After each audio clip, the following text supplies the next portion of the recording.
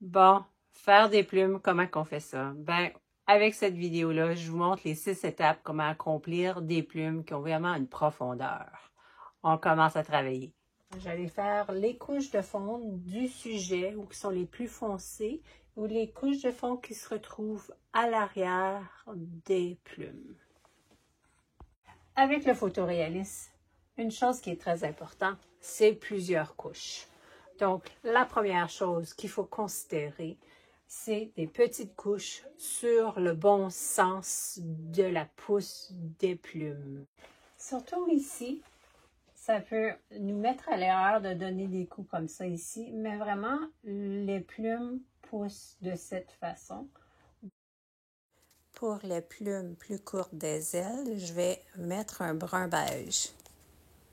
Pour la couche du fond de la tête blanche de l'aigle, je vais aller mettre un bleu gris. En dessous avec l'ombre, je vais tout de suite aller mettre le plus foncé.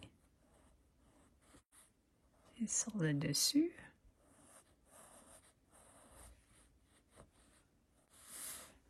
Toujours petite couche. Maintenant, c'est le temps de faire les plus grosses plumes. Il faut vraiment penser à la grosseur de la plume pour que le coup de pinceau ait la forme de la plume. Puis aussi, on va donner encore des couches très minces. Mais ici, c'est encore plus important. Donc, si tu regardes la queue de l'aigle, ses plumes sont transparentes. Si remarquez, quand je donne mon coup de pinceau, j'arrête pas, je m'engage. Analyse tes coups de pinceau. Il faut vraiment qu'ils soient sur le bon sens puis qu'ils soient d'un bon trait.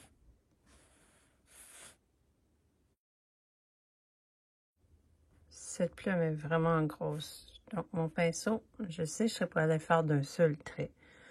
Donc, je dois le faire en étapes.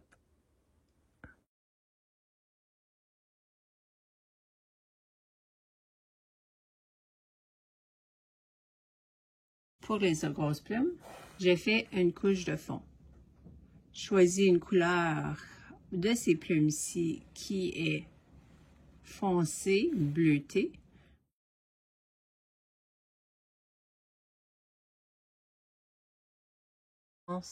Par en bas en s'en allant par en haut. Le coup de pinceau va aller par-dessus la plume d'en dessous. La couche de base est maintenant terminée partout. C'est le temps de bâtir sur toutes les plumes qui sont déjà faites. Les petites plumes, on donne des petits coups. Juste de pinceau, encore des petits coups minces. Là, c'est le temps de penser aux nuances de couleurs et aux détails. Pour mes dernières plumes, je vais aller mettre une application que la peinture n'est pas bien mélangée. Il y a plein de petits traits dans mon mélange. En faisant ça, ça va faire des traits dans mes coups de pinceau qui va vraiment donner l'apparence des plumes. J'ai mis un petit mauve dedans parce que le soleil frappe vraiment. Donc, la lueur est différente qui passe à travers.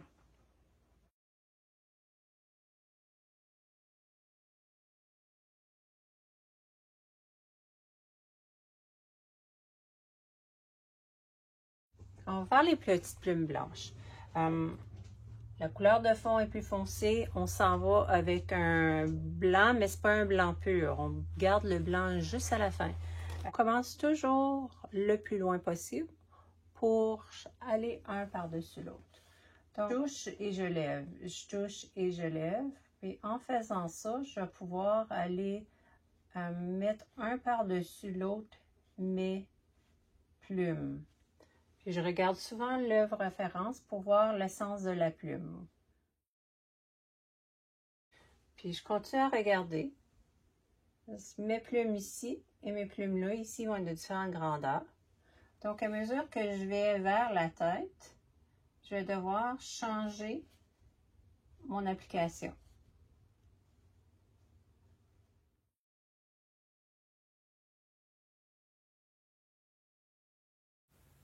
Rendu ici, c'est des très petites plumes. Donc, je fais juste taponner le pinceau pour les créer. Bien, avec le produit quasiment fini, je vois la couleur que j'ai fait en dessous. Elle traverse.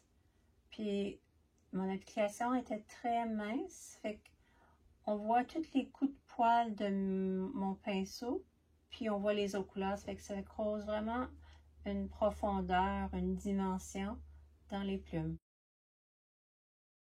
Là, je retourne avec la deuxième couche de mes grandes plumes plus ou moins blanches. J'avais mis le foncé, puis j'allais mettre le clair dessus. C'est pas un clair parfait. Il est brunté, blanc, bleu. Petite application, je vais encore voir un peu la couche de fond au bout, là. Puis il n'y a presque pas de peinture dessus mes poils de mon pinceau. Souvent, sont sur le corps. Et donc, il faut vraiment juste faire les traits qui donnent l'impression de plume. Je m'assure que je vais sur le bon sens. C'est juste le bout de la plume qu'on voit, hein? C'est pas toute la plume au complet. Je veux vraiment que ça soit lisse, pas de texture. Plus tard, je vais retourner faire un glacis pour mettre en évidence la forme de cette aile-là. S'il y a de la texture dedans, le glacis, il va pas bien glisser dessus, il va rester coincé. Certaines nuances vont rester coincées, puis ça sera pas aussi beau.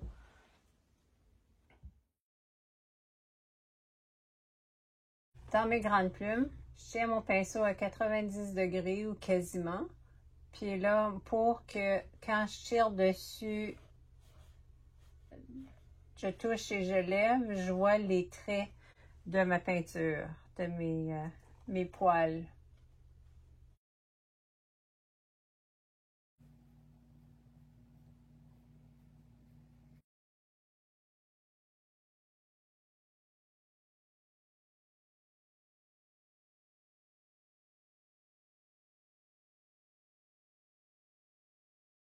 Dans les plumes à l'ombrage, il va y avoir une couleur plus bleutée. Je vais aller la mettre, puis juste pour ressortir des petits détails ici et là. Je touche juste un petit peu le bout, puis je lève, puis je vais vers l'intérieur. Avec ces clartés-là, dans les grosses plumes, là, j'allais mettre des profondeurs pour rehausser vraiment la dimension des plumes.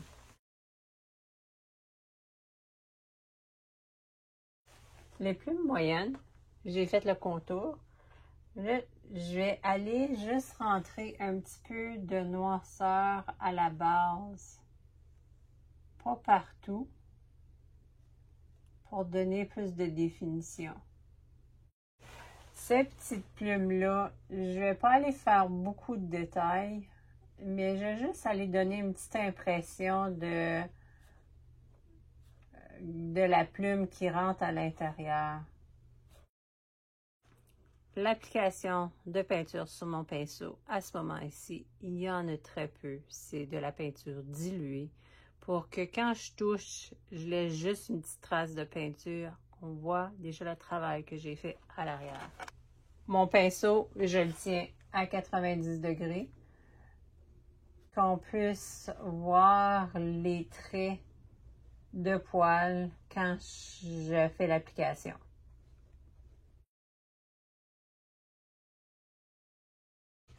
Ici, la clarté frappe vraiment fort, donc la couleur rayonnante, elle est plus un jaunâtre à cause du soleil. Je l'avais mis plus grisâtre, je vais aller la changer. Puis plus tard, je vais retourner faire des détails. Puis là, je fais un dégradé ici pour que ça rentre dans graduel, que ça soit comme, que ça cause une rondeur. Puis ma petite plume ici, on va aller la toucher pour qu'il y ait une continuité dans la couleur. Puis je vais en mettre ici aussi, puisque j'ai déjà fait mon mélange de couleurs. Mon mélange, il est fait, il est parfait. J'ai fait ma correction. Mais ce mélange-là va peut-être être difficile pour moi de les refaire. Donc, je vais aller tout de suite évaluer où sont les autres places que je n'ai besoin. Plus. Fait que, qu'est-ce que je fais à ce moment-ci? C'est je la dilue un petit peu plus avec de l'eau. Pour que j'aie la même couleur, mais j'allais faire un glacis pour pas effacer l'ouvrage que j'ai fait. Donc, un glacis, c'est de la peinture diluée qu'on met par-dessus. Elle a une translucidité. Puis là, on voit déjà le travail accompli en dessous. Puis je vais même aller mettre un glacis ici pour représenter la clarté qui frappe ici là. Puis ça va causer une rondeur à son corps également.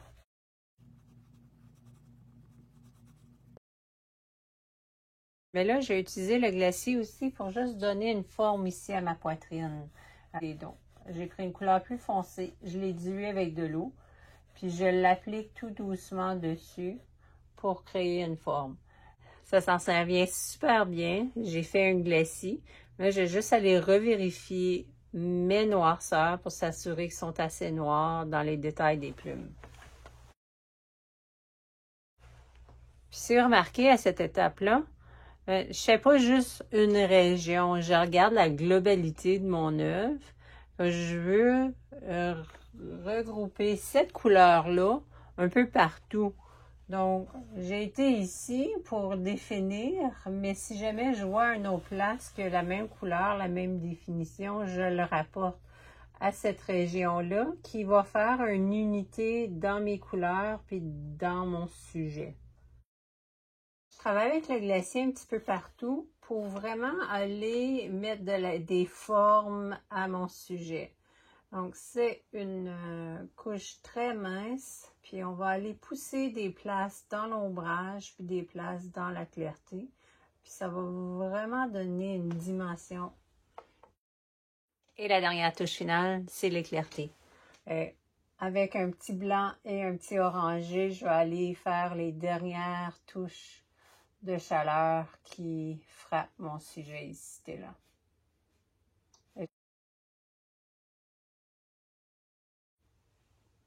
Je vais aller mettre plus de clarté ici, qui frappe vraiment.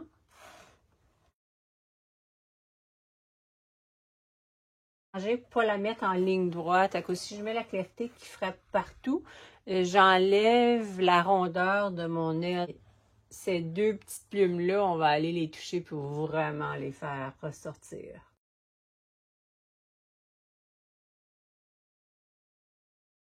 Et je pense que je vais aller toucher celle-ci aussi. Tous les temps que j'ai travaillé, mes blancs sont un petit peu changés de couleur avec d'autres nuances. Là, je m'en vais avec le blanc pur pour aller toucher des petits éclats ici et là. C'est juste une coupe de place, là, pas trop.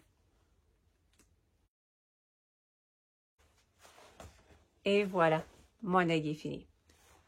Donc, j'espère que je vous donne des bonnes stratégies pour faire des grandes plumes, des petites plumes puis des plumes blanches. Puis, l'essentiel, c'est vraiment donner des petites couches puis continuer à appliquer dessus. Lâche pas, la main sur le pinceau, on se pratique puis c'est le même qu'on s'améliore. Il y a un marais au bout de ma main. Ah, je l'ai manqué. J'espère que vous allez